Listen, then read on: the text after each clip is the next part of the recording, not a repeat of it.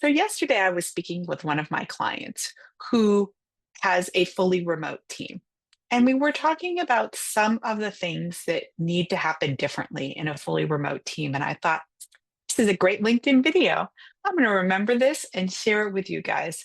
So, here you are, some things that you need to pay attention to differently in a remote environment.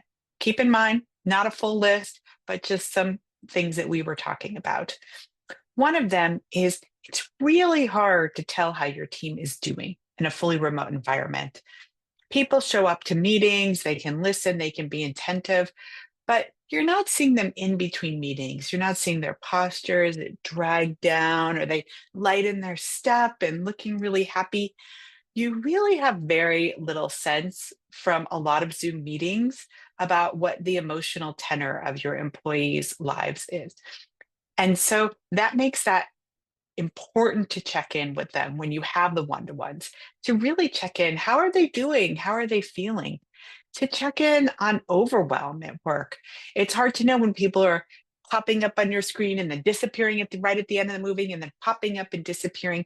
Are they overwhelmed with work? Do they have enough time to actually work on their priorities, or are you just seeing them all the time in meetings because they have no time for the actual work that needs to get done? Another thing that I find that people aren't really attuned to in remote environments are, what are the boundaries people need to do their best work? In other words, some people feel like, if I think of it, I'm just going to put it in a Slack message or in an email. You don't have to respond, but I'm going to get it out of my head. Whereas other people get those emails and it feels like an immediate intrusion into their weekend, into their evening time. And so, how do you arrange communication with each other on off hours? What about if everyone is off hours? If your team is halfway across the world, whenever you email them or Slack them, it might be in the middle of their night.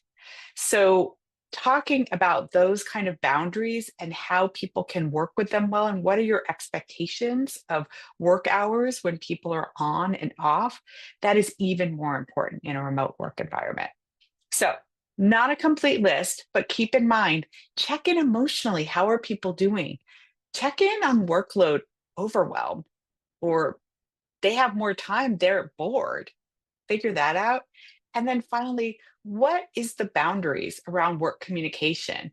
What is the boundaries around communicating and then responding to that communication as well? Okay, I hope this learning snack was helpful for you. I'm Joe Ilfeld, CEO and founder of Insight to Leadership. Have a great day.